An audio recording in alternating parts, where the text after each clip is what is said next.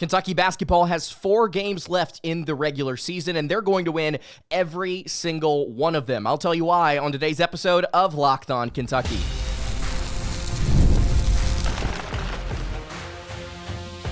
You are Locked On Kentucky, your daily podcast on the Kentucky Wildcats, part of the Locked On Podcast Network, your team every day. All right, what's going on, Big Blue Nation? Welcome on into Locked On Kentucky, your daily Kentucky Wildcats podcast. I'm your host, Lance Dawe, and on today's episode of Locked On Kentucky, I'm going to tell you why Kentucky's going to win out. Finished the regular season 4-0. Got some tough contests coming up, but I'm going to tell you why the Cats are going to win every single one of them. Also on today's episode, it's been a hot minute since we've done it. We're going to do Mark It Down, give you my hot take prediction for this upcoming week. You'd like to think that 4-0 to finish the regular season is a hot enough take, but I got a second one here for you for just this week against Oklahoma and Auburn. Today's episode is brought to you by FanDuel. Right now, new customers can get $150 in bonus bets if their first $5 bet wins. You can head over to FanDuel.com to get started. All right, let's go ahead and get into it. Kentucky basketball, I believe, will win out. Finish the season 4-0. They will beat in order Oklahoma, Auburn, LSU, and Missouri, and here is why. Now, I've got specific reasons for every single team, which we'll get to later on in the show, but I think there are several different things that you can point to right now with the Cats, and you can spin things positively pretty easily. Starting with, I think that Kentucky basketball has one of the best offenses in the SEC, if not the best, and they've been able to score points here down the stretch, even without some key players, and I think that's going to continue. Obviously, you're going up against a really good opponent in Auburn this Saturday, who's got a great defense, but it's going to be in Rupp. I think you're going to find ways to score points. You have been able to do so against some of the best defenses college basketball has to offer already in Rupp. You look at A&M, you look at Florida, you look at Tennessee. They're going to be able to score points down the stretch here. I think it's going to aid them significantly as they wind down. I think they're going to go 4-0, and a lot of it's going to be what they do on the offensive side of the ball. They've also been able to score again despite injuries, and the players on the floor currently for Kentucky, I think, are only getting better. If you want to look at a guy like Travis Perry, who last outing against Alabama had 12 points, no turnovers, 4 steals, he's going to have a game here soon where he does light it up from 3. Sometimes the shots just don't go down. They didn't against the Crimson Tide, but you're going to get a game here soon where he does step up and he plays really well. Speaking of Travis Perry, I think he and both Trent Noah are due for another big game together. Could it be at home against the Auburn Tigers this Saturday? Who knows? But I'm here to tell you, over the course of the next 4 games, you're going to get a game where both of them play very well and shoot the lights out of the basketball. Noah, after that game against Tennessee, hasn't really shot very well, I think, at all. I think he went 0 of 4 in one game. He only took 1 shot, if I'm not mistaken, against the Crimson Tide from beyond the arc. I think that both Perry and Noah combined will lead Kentucky to another game where they are not expected to win, specifically against Auburn or Missouri, and they find a way to do so because of what those guys do on the court. Now, do you want to see more from Noah and Perry on the defensive side of the ball? Yes, we'll get to that in a second. But overall, I think the shot making is what is really going to be clutch for them with or without the additions of Lamont, Butler, and Jaxson Robinson, and that's going to be my next point here. I believe that Kentucky should have Lamont Butler and Jaxson Robinson back by the time the Missouri game gets here. You can make a pretty, I don't want to say easy argument for why Kentucky can beat Oklahoma, Auburn, and Missouri, or LSU, but the Missouri game is really where you start to have some questions. They're very similar analytically. They've been playing pretty decent basketball as of late. They've already beaten some teams that Kentucky has either struggled to or lost to. More than likely, they'll be fighting for some sort of SEC NCAA tournament seeding in that final game against a really good Kentucky squad. But I think that you start to talk yourself more into Kentucky playing well against a top 15 team on the road, as they've done so many times this season, if they have guys like Lamont Butler and Jaxson Robinson back. Now, again, we don't necessarily know the time frame. We don't know the timeline, rather, I should say, as to whether or not Kentucky's going to be able to get these two back here before the SEC tournament, but I do feel pretty confident about them getting at least one of them back. And let's say that it's Butler. I think that could prove to be very important by the time the Missouri game gets here, and if they get them back before, awesome. Amari Williams, let's talk about him for a second. Another reason why Kentucky is going to go 4-0 is because Amari Williams is peaking as a college basketball player right now. Look, Kentucky has asked him to do a lot on the court as of late, and he has, for the most part, delivered. He's played very, very well, minus some turnover issues, but even if you look at the Bama game, yes, 4 turnovers, kind of lackadaisical in his approach, especially late game when the game was essentially already over, but 6 assists for the big man. Only the second triple-double in Kentucky basketball history against Ole Miss. I mean, come on. This is one of the most storied programs, if not the most storied program in all of college basketball. Just the second triple-double. Amari Williams has it, ladies and gentlemen. He has defended well. He has passed the ball well. He's finished at the rim at an alarming rate relative to where he was at the beginning of the year. He is right now overall peaking. And I think he is going to do a lot for Kentucky matchup-wise later on in the SEC and NCAA tournaments. But if you look at the specific games here, which we will in a moment, you'll start to see why Amari Williams could prove to be even more valuable as Kentucky asks him to play more minutes. The defensive intensity overall, I think, is here. It's another reason why I think Kentucky will go 4-0. While the defense has not been perfect, Kentucky's doing a better job overall on the glass. They're getting stops at the rim, and they're closing out on shooters. Overall, the intensity and the energy and the desire to actually go out and play defense has absolutely been there. I think you can point to the last 5 games as a really good example of it. You beat South Carolina, hold them to 57 points. The Tennessee game, you hold them to 64. The Texas game, yes, you saw some inconsistencies, but overall the fight and passion was still there. Vanderbilt, you hold them to 61. 96 points for Alabama, but a lot of that coming from the charity stripe, which, as we stated on the previous episode, I thought a lot of it was baloney with the way that the officials were calling the game. I think overall, the intensity and the energy, while the statistics may not back everything up, you go and watch the games, you see a more excited, a more, I think, driven team, at least on that side of the ball. I think you can also use that Alabama loss as fuel a little bit, coming out of it, realizing that, hey, we're not going to let anybody take anything away from us. We're going to go out there and we're going to prove that we can play enough defense at the rim. We can knock down enough shots. We can capitalize on turnovers, and they're going to go out and play these final 4 games with a chip on their shoulder. And the final reason here that I think Kentucky's going to go 4-0, fun stat for you. Kentucky basketball is 14-3 this season when scoring over 80 points. They are projected to do so in all 4 of their final games, including Auburn. We're going to break down the specifics here, why I think Kentucky will beat each of the remaining opponents. We'll do that in just a second. Before I get into it, though, I want to tell you guys about our friends over at Prize Picks. March basketball is here, and there's no better way to get in on the action than with Prize Picks, the best place for daily fantasy sports. With Prize Picks, you can pick more or less on at least 2 player projections, and if you're right, you can win up to 1,000 times your cash. It's fast, easy, and keeps every game exciting. You can build lineups. This week, I'm looking at Jaxson Tatum for more than 29 points and Anthony Davis, if he's returning, for more than 12 rebounds. It's quick and easy. There are fast payouts, and they've also got this fun thing on Tuesday, Taco Tuesday deals. They offer a promo where you get discounted player projections for even more value. You can download the app today and use code LOCKEDONCollege to get $50 instantly after you play your first $5 lineup. That's code LOCKEDONCollege for $50 instantly after you play your first $5 lineup. That is Prize Picks. You can run your game.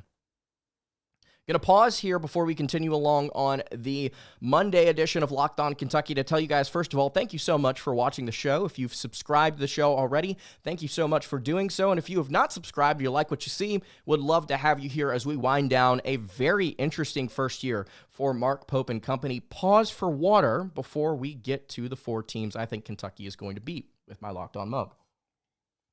Ladies and gentlemen, these 4 games I think are fascinating in a variety of ways. I mean, you've got good offenses, you've got good defenses, you've got teams that are hot, teams that are cold, and we'll go ahead and dive into it here. The reason I think Kentucky will win their closest matchup here, closest as in it's the next one, against the Oklahoma Sooners this Wednesday, well, there's a few reasons. I'll start here with the fact that the Sooners have not beaten a team ranked inside the top 25 of the KenPom rankings. They only have an SEC play. Wins over USC, Arkansas, Vanderbilt, and Mississippi State. And when I say inside the top 25 of the KenPom rankings, I mean specifically in SEC play. Obviously, they were able to get wins over Arizona, Louisville, and mentioned in the Louisville and Michigan in the non-con slate. But they haven't really been able to do anything, at least recently, in conference play. In fact, they were on a 5-game losing streak before beating Mississippi State this past weekend. And when you look at some of the statistics, it's not promising, even though it is on the road for Kentucky, and this is considered a quote-unquote lesser opponent, despite probably they would be really good in another league. You look at some of the numbers, though, really bad rim protection, and they have the 12th best offense in SEC play. Jeremiah Fierce has been phenomenal for them, but they can't seem to stop the ball, and they don't create a ton of turnovers despite what KenPom tells you. Their percentages in terms of turnovers, rebounds, preventing teams from getting to the line, preventing teams from getting to the rim, blocking shots, stealing shots, I mean, everything kind of tanks once you get into conference play. And they just haven't been able to really beat anybody worth their salt, minus State. I don't think you see back-to-back performances from Oklahoma that kind of blow you out of the water, especially considering the other side of the coin, where Kentucky steps into it mentally and I think emotionally just ready to kind of take on this challenge and to go out there and prove that they are able to not only compete, but to beat somebody. And I don't want to say Kentucky's going to go and blow them out. I think they're going to go out there and they're going to play with a chip on their shoulder. At least I hope. That's what Mark Pope tries and throws towards his team emotionally. It's just energy and passion. Then you've got the Auburn game this Saturday, and it's actually weird. The Auburn win, which I'm projecting to happen, I have the most reasons here for why Kentucky will beat Auburn. Auburn has not played well as of late. I think an Auburn fan would tell you that. I think an SEC fan would tell you that. Yes, they've been able to continue to win games, but you saw things sort of start to unravel at least a little bit there towards the end of the season here after they lost to Florida, So they lost by 9 at home to Florida. Then they went on the road and they beat Vanderbilt. They beat them by 12. You go back and watch that game. It was way closer than the final score indicates. They go and they beat Alabama on the road. Awesome. But they score 67 points in a 7-point win over Arkansas. And then they beat Georgia by 12. And if you watch that game, you know that it was way closer than the final score indicated in that contest. And those are three opponents in Vandy, Arkansas, and Georgia that are ranked 36th or worse in KenPom. And 2 of those games were at home.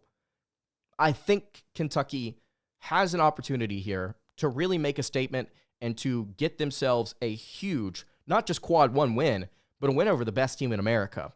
Also, I want to point out history here real quick. Auburn has not won in Rupp Arena since 1988. Of course, things can change. Streaks can be broken. Anything can happen. But I would be hard-pressed to say that if Kentucky is even semi-healthy, that it happens here because of some other things that have occurred. Again, 5 games ago, they played their worst game of the season against Florida, who Kentucky beat. And if you want to look at the things that have happened since that game, it actually gets even more interesting. There's not really as much of a gap between the way that Auburn has played and the way that Kentucky has played since February 8th. So February 8th, Auburn lost to Florida. And Torvik allows you, Bart Torvik, the analytics site, allows you to go and cherry pick like dates, like timelines, where I can say, okay, give me statistics for every team in the nation, offensive and defensive efficiency, and whatever else I want from this date to the present, right? So I did that since February 8th to now.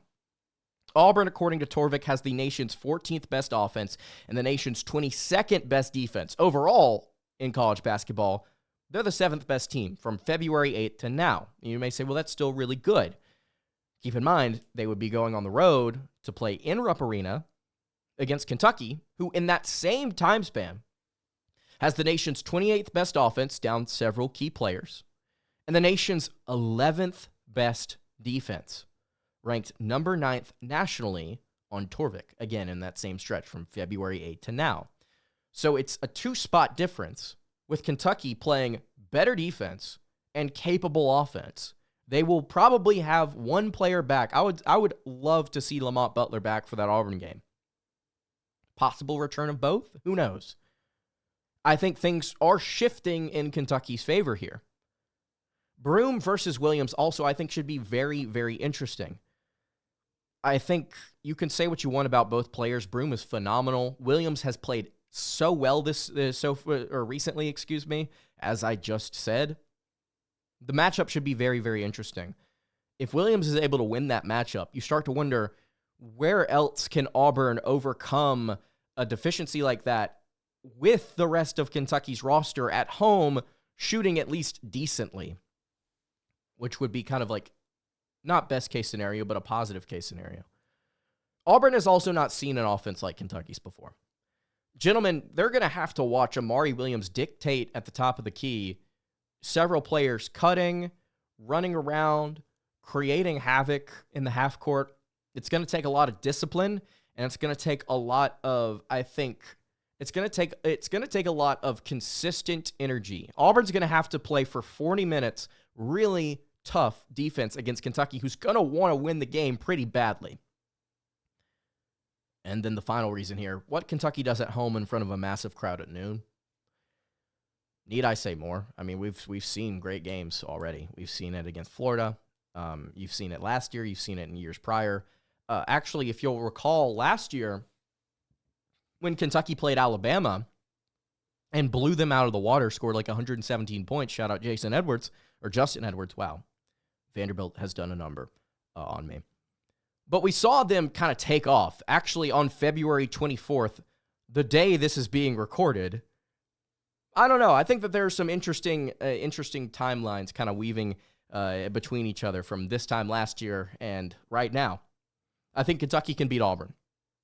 And will. That is my prediction. Then you have LSU. This is the easiest opponent on your schedule. Easiest. I say in air quotes. It's still a good team, in my opinion. But they are 3-11 in the SEC. They've not beaten a team inside the top 35 on Ken Palm. They have wins over Arkansas, Oklahoma, and South Carolina in conference play. That's it. This game's in Rupp. LSU has the 15th best offense, 14th best defense in SEC play. And they have a 1-10 record against opponents with a top 50 offense. 1-10. Their only win was against Oklahoma, who has the 36th best offense. It was in Norman. I will point that out, but we'll see. And they are fresh off. At this point, LSU would be fresh off two very physical games against both Tennessee and Mississippi State. Yeah. And then the final team here, this is the team that I think it's the most difficult argument to make for Kentucky, at least for me. But I want you to remember what happened at the end of last season. I'll pull it up for you. So Kentucky actually finished last year. I don't know if I've already mentioned it. They finished last year on a 5-0 run to end the regular season. After losing 75-74 to LSU, they beat Bama, Mississippi State, Arkansas, Vandy, and then they went on the road to Tennessee, who was a top 5 team with the nation's number 3 defense. And I did not expect Kentucky to win that game. I actually could probably go pull up the preview and we could watch me kind of worried, not really expecting much, especially considering we had already lost to Tennessee and given up 103 points in the process. And then Reed Sheppard dropped 27 points, went 7 of 10 from 3. The team as a whole went 15 of 29, and they closed out. I think something could happen here too as well, especially if Jaxson and Butler are back, which, as I said earlier, I think it really does help your argument here that a healthy Kentucky team against a top 15 team on the road, it's another one where you're going to want it, you're going to need it, and I think you're going to get it. Missouri creates turnovers, but I think a sharper, healthier Kentucky team, expectedly healthy Kentucky team, should be able to exploit their lesser defensive efficiencies because they're still bottom 10 in both 3-point and 2-point defense in conference play. Bama still scored 98 points despite Mark Mitchell playing out of his mind the other night. Also, Mitchell is a very, very good player. Big-time matchup in that one. But if he's not scoring as well as he has as of late, then Kentucky, not only do they have a good chance, I think, they can absolutely win. They're very similar to the Cats in terms of analytics overall. I think they got a really good defense and a top 55 really good offense, top 55 defense. But the Cats are kind of the same where you look at them and how they've operated in conference play. Well, they do this well, but they don't actually do this. And I think that Kentucky, that's the most difficult matchup to make an argument for. But I still very much so think, especially with the return of Robinson and Butler, You can make the case, and I'm going to. I think Kentucky will win. So that's why I think Kentucky will beat every single team here. The final 4 games, I think they'll beat them all to close out the regular season. Let me know what you think in the comments below. This is the hottest take that I've ever had on this show. Maybe ever had on this show. But I'm going to follow it up here with Mark It Down. I'll give you one more prediction for the week before we close out. Before we get to that, though, I'll tell you guys about our friends over at FanDuel, because when the game tips off, the NBA action is just getting started. There's no better place to get in on it than over at FanDuel. It's America's #1 sportsbook, and with FanDuel, you can place live bets throughout the game. So if you miss the opening tip-off or you want to come and bet on a fourth quarter comeback, you can stay in the action no matter what. If you're looking for a bigger payout, you can even combine your live bets into a same-game parlay. I've loved using FanDuel's live betting feature because it keeps me engaged in every single moment of the action. If I'm backing my team for a late game rally, or I'm picking up a player to hit a clutch 3 or hit a clutch bucket at the end of the game, I never really feel like I missed my chance. Plus, the app is super easy to use and navigate. When you win, you get paid immediately. Right now, new customers can get $150 in bonus bets if their first $5 bet wins. $150 in bonus bets if your first $5 bet wins. It's a sweet deal. You can head over to FanDuel.com to join today. FanDuel.com for your shot at $150 in bonus bets. You can make every moment more with FanDuel, the official sports betting partner of the NBA. Pause for water as we wrap up the Monday edition of Locked On Kentucky. Gentlemen, we're back. Mark it down, ladies and gentlemen. If you saw the sticker here, you probably heard it on podcast as well. We are returning with the Mark It Down segment. We've missed it the past couple of weeks because of, frankly, the stress that I've been under with Kentucky and how they performed. I've just wanted to focus on more serious topics, but we've got a hot take for you here today, as we normally do. We like to give a hot take for the week, for the 2 games coming up this week. We've got Oklahoma and Auburn. So, mark it down. Otega Dawe, Kentucky's leading scorer, who only scored 2 points before fouling out against Alabama, will score 20-plus in both games against the Sooners and the Tigers. I think Dawe, matchup-wise, will probably be able to find some success driving to the rim against Oklahoma, whether he gets it from the foul line or he gets it banking it off the window. I think Dawe is going to get shots and is going to fill it up. We've asked him to be an X factor as of late alongside Williams because of injuries, and he has stepped up at various points against Alabama, obviously not, but part of that I don't think he could really control because he was being held on every other drive to the rim. But still, I think he gets one back this time. I think he gets 2 in a row back, actually, and I think that he puts a 0 on the end of that 2-point performance against Alabama. Make it 20-plus in both games this week. Fun little note for you. Auburn, in 8 of their 14 games they played in SEC play, has allowed their opponent's top scorer to score above average. You see players like Sean Padula score 29. You see Colin Murray Boyle score 25. You see Cam Carter score 24. Asa Newell actually scored over his average both times he played Auburn. Walter Clayton Jr. dropped 19. Mark Sears and Josh Hubbard barely missed the mark, scoring 18 and 17 when they average 18.9 and 17.9 respectively. And the most interesting thing to me is that Trey Johnson from Texas only had 11 points when he played Auburn, but Arthur Kaluma, the Kansas State transfer, you remember him, dropped 31. And he's kind of similar in the way that he plays the game to Dawe, at least in the way that he can drive and he can hit a 3 every now and then. I think Dawe is going to get his against the Sooners, and I think he's going to be big against Auburn this Saturday. A lot of takes on today's episode, but I want you guys to fill in. Sound off. Fill in's not the right word. But anyway, you get what I'm saying. Sound off. Let me know what you think in the comments below.